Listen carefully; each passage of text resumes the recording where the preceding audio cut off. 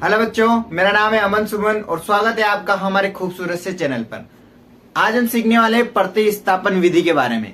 इन्हीं भी दो समीकरणों को प्रतिस्थापन विधि से कैसे सोल्व करेंगे आज यहाँ पर सीखने वाले हैं। तो चलिए देखते हैं।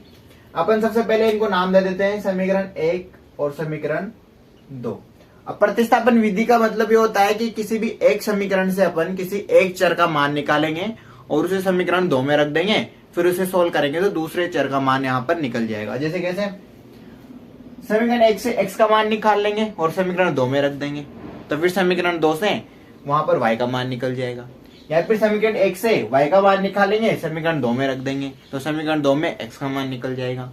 कैसे सोल्व करेंगे देख लेते हैं। समीकरण 1 से x का मान क्या निकलेगा अपने पास, तो समीकरण 1 से लिख दिया यहाँ पर।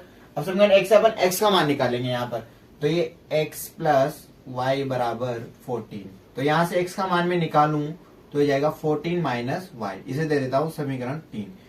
x का मान यहां पर निकाल लिया, समीकरण 1 से x का मान निकाल लिया। अब जो मान निकला है उसे समीकरण 2 में रख देंगे। देखो, समीकरण 2 में मान रखने पर ऐसा रख देंगे यहां पर, मान रखने पर तो समीकरण 2 है अपने पास x माइनस वाई इक्वल 4। यहां पर x का मान रख देंगे अपन 14 माइनस वाई इक्वल 4।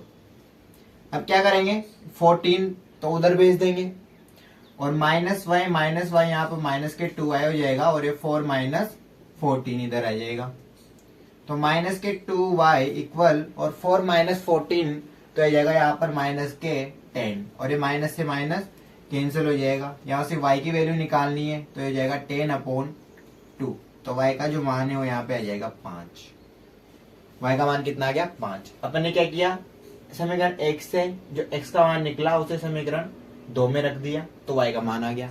इस y के मान को अपन क्या करेंगे, यहाँ पर समीकरण 3 में रख देंगे तो यहाँ पर x का मान भी निकल जाएगा। तो समीकरण 3 से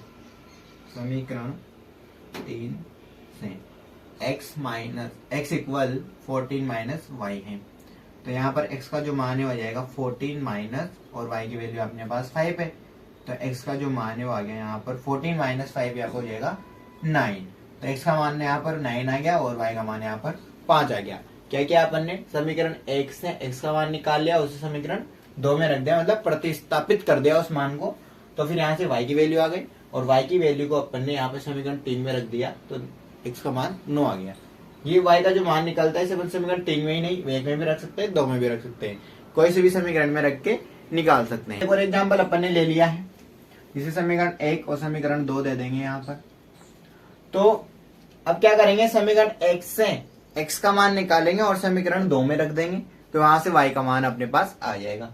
कैसे करेंगे इसको, समीकरण 1 से x का मान निकालते हैं तो x माइनस वाई इक्वल 3। तो यहाँ से x का मान जो आ जाएगा 3 प्लस वाई, इसे समीकरण 3 दे देंगे। अब इस समीकरण 3 से जो मान है x का उसको समीकरण 2 में रख देंगे यहाँ पर। तो ये समीकरण 2 से तो आ जाएगा 2x प्लस 3y इक्वल 36 बराबर 2। अब यहाँ पर x का मान रख देंगे 3 प्लस वाई प्लस 3y जैसा का जैसा और बराबर में 36 यहाँ पर आ जाएगा। 2 को इससे गुणा कर देंगे, 6 प्लस 2y प्लस 3y बराबर 36। अब क्या करेंगे, 6 को उधर भेज देंगे और 2 और 3 यहाँ पर हो जाएगा 5y बराबर और ये 36 माइनस 6, ये इधर प्लस का था तो इधर आते ही माइनस का हो गया है। अब 5y बराबर यहाँ पर 36 माइनस 6 हो जाएगा 30। तो y का जो मान है वो यहाँ पर आ जाएगा 30/5 जो कि आ जाएगा 6।